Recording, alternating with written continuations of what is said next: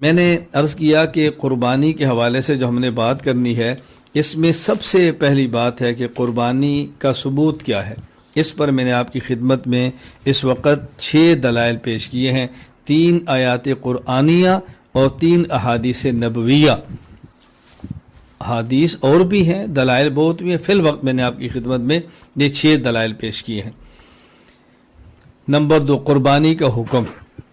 اہل سنت والجماعت احناف کے نزدیک قربانی کرنا صاحب نصاب پر واجب ہے۔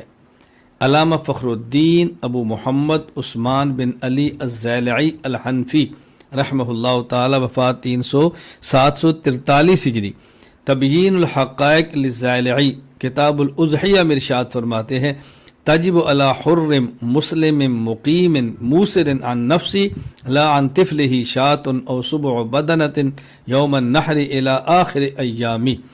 ایسا شخص نمبر 1 وہ آزاد ہو، نمبر 2 مسلمان ہو، نمبر 3 مقیم ہو، مسافر نہ ہو، مقیم ہو، نمبر 4 صاحب نصاب ہو۔